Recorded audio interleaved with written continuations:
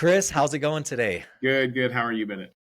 Good. Thank you for jumping on. Super excited to start talking about Glow and their maintenance program. Can we start off just a little bit about your background Yeah, and for what sure. your role is at Glow? No, for sure. My background was actually in electrical. I'm an electrician by trade.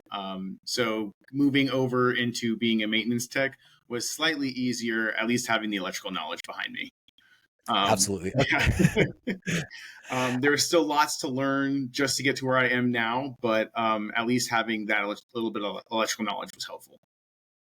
And right now, the role is supporting the maintenance program for Glow for both franchisees and corporate. Is that accurate? That's correct. Yes. Okay, cool. So I've heard about Maintenance University, and backing up a little bit, there's a problem in the industry. Like it's great to have machines versus employees, right? But machines also break. So what do you do when they break, especially with tanning equipment? A lot of franchisees, are potentially in smaller markets. They don't have an existing tanning salon repair person, right?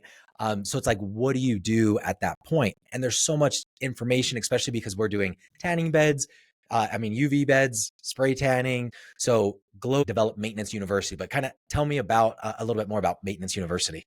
So, Maintenance University is a super great tool, a great resource to have under you that you won't get with any other, I would say, franchise. It allows you to get your foot in the door to any basic knowledge of the equipment that you have. So, any kind of simple troubleshooting steps that you would need, we have right there at your fingertips, and it's all right there in one place. Awesome. So it's going through what to do when your bed breaks and also like how to maintain it, I assume, right? Absolutely, yeah. There's also preventative maintenance checklists on there, so that way you can keep your equipment in tip-top shape. The better that you keep up with your preventative maintenance, the less you have to worry about replacing lamps, ballast, other parts, and things like that. Can you walk us through like what are some of the maintenance items that maybe are forgotten sometimes unless you're using Maintenance University? I would say just like the basic things: cleaning your bed's filters, wiping down your bulbs, making sure to replace your bulbs within the 1,000 hour limit that they're given. Just simple things like that that might not be like common knowledge to somebody coming on.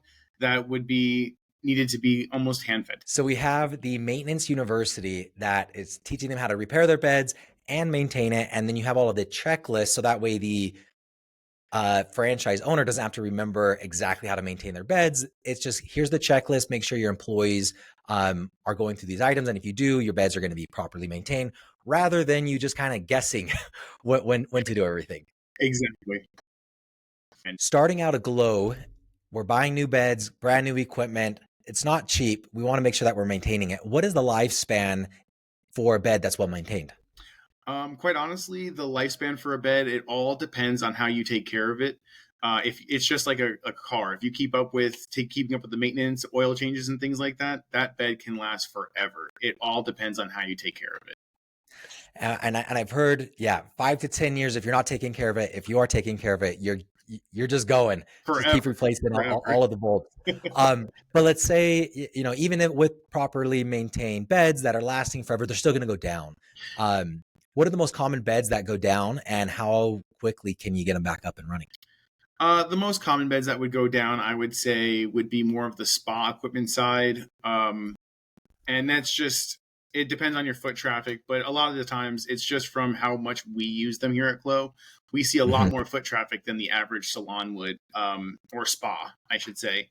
So that foot traffic really kind of ramps up how much our beds are used, and we do end up having to put a little bit more focus on those. And on average, if a bed goes down, is it typically a week ordering new parts? What's the timelines usually? So typically, for a bed to be down, we try not to have a bed down for more than 48 hours. It all depends on whether we have parts on back stock or back order, things like that. So I know the beds that we do have in here, a lot of them are from Germany. So our parts do come from Germany. Yeah. So that could play a role in it as well. Sometimes it takes up to 5 business days just to get a part. Yeah. And as far as like keeping parts on hand, is each franchisee recommended to keep extra parts on hand, or is this something that um, corporate has some extra parts for commonly, replaced equipment? I know for corporate, we have our own little stock of parts. I would definitely recommend franchisees to get their own stock of parts. You wouldn't want a bed to go down for something as simple as even like a drain solenoid that takes less than 5 minutes to replace.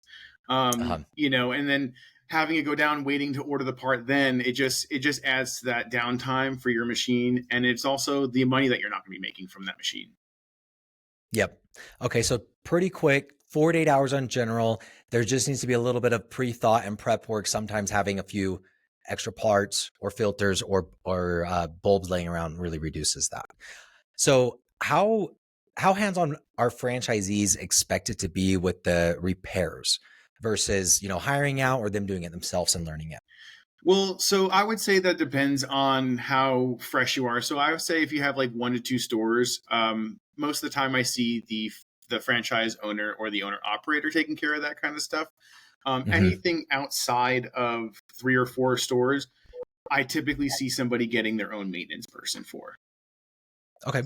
And at that 3 to 4 store mark, they're typically hiring somebody almost full time, right? Um, Absolutely. Staying inside their beds, which as we expand, if franchisees are wanting to go from 1 to 4 territories, that's another benefit of expanding in the same market. Not just using employees, but also maintenance. Awesome. So what kind of training do franchisees and their employees receive to be able to manage their beds and maintain them effectively outside of the maintenance university materials? So outside of the maintenance university, we have a virtual training course that we offer that would be going over basics of UV beds, spa beds, and sprays. Um, After they do the virtual course, if they'd like to, they can send their tech or have themselves come here to do 2 weeks hands-on training if they'd like, just to get their hands onto some beds, see some actual parts, really, really dive into the machines. And that's in Oklahoma, right? That's correct. Yes, Oklahoma City. Okay, awesome. We know that Glow's been around for 15 years, never closed a store, very, very profitable, rapidly expanding. But there's still, it's still a business to run and it's still hard. And maintenance is definitely a big issue, especially when you're spending a few $100,000 on your beds up front. So if Mhm. I'm hearing you right, there's a maintenance university that I get to go through as a franchisee to be fully educated on all the different beds. If I have questions outside of that, I could still come to you directly or someone on your team to get more specific help. Then there's also the online training program. And then there's the option to come live in Oklahoma to get hands-on training. Is that all accurate? That is all accurate. Yes. Heck yes. Chris, I don't know if I told you, but I'm opening franchises here in Utah. So I'm like, this That's isn't just awesome. for this isn't this isn't just for people to listen to. This is for me selfishly as well. So That's awesome. um wrapping up though, I would love to hear like what piece of advice or what would you say to someone considering a Glow franchise? What's what the good and the bad? As a maintenance aspect, or just as coming in as an owner in general? Yeah, let's just do it in general. In general, I would say anybody that's looking to come on, the pros, you're getting a almost like a family. Everyone here is here to support each other. We're all building each other up.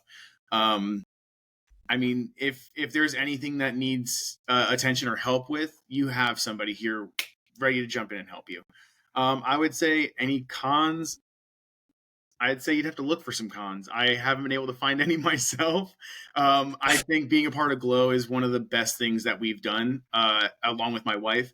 So if you're looking to become a franchisee, I mean, make that jump. It's not going to be a mistake. Yeah, I mean, it really comes down to, I mean, business is risky, right? Most Absolutely. businesses fail. But to find a business with 100 locations and never close, it's like they got to be doing something right. We are So let's give exploding. it a go and just follow the system and things like this. Maintenance, what other business is like, hey, we're going to educate you. So if you wanted to maintain the beds yourself, you could, and all of the support. So, anyways, Chris, I really appreciate your time. Thank you so much. And I'm excited to hit you up when my beds break in the future. Absolutely. Thank you so much for having me. See ya.